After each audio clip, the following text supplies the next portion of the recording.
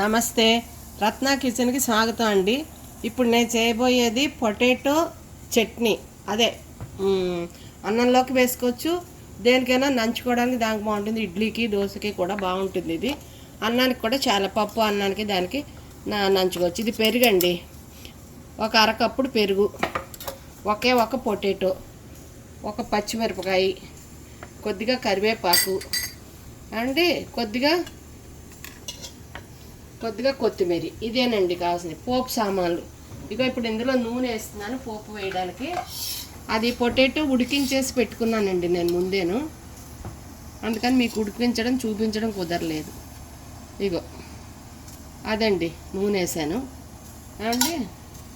ఇప్పుడు పోపు సామాన్లు వేస్తా. పోపు నూనె కాగింది, పోపు వేస్తున్నాను చూడండి. కొద్దిగా మినపప్పు ఏమండి, కొద్దిగా శనగపప్పు, జీలకర్ర అండి, ఆవాలు, ఒక్క చిటికెడు మెంతులు, అంతే అండి. ఇవి వేయించేసుకొని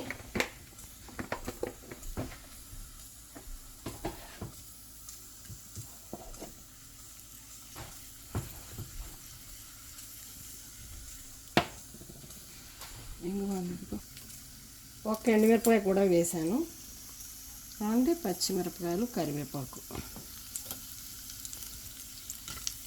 వేసాక ఇంగు కూడా వేయాలి.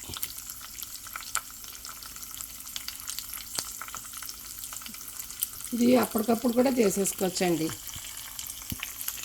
ఏమి కూర లేకపోతే ఒక పొటాటో ఉంటే ఇలా చేసేసుకోవచ్చు. బాగానే ఉంటుంది, చాలా బాగుంటుంది.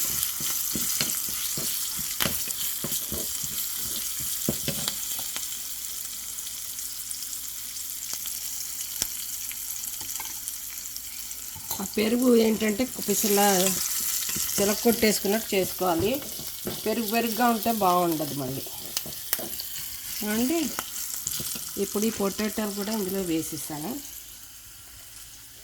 పొటాటో ముక్కలు కూడా వేసేసాను. మరీ అంత మెత్తగా క్రష్ చేసుకోక్కర్లేదు, కొద్దిగా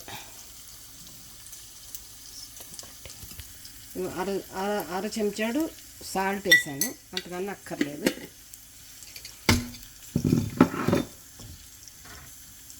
ఇప్పుడు పోపు కూడా వేసేస్తున్నానండి. ఇంకా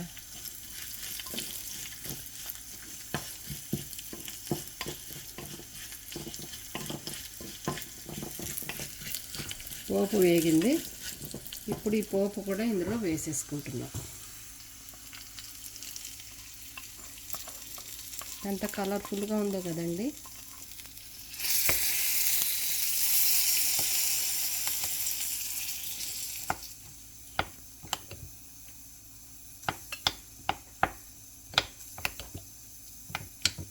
ఇంతేనండి, చాలా ఈజీ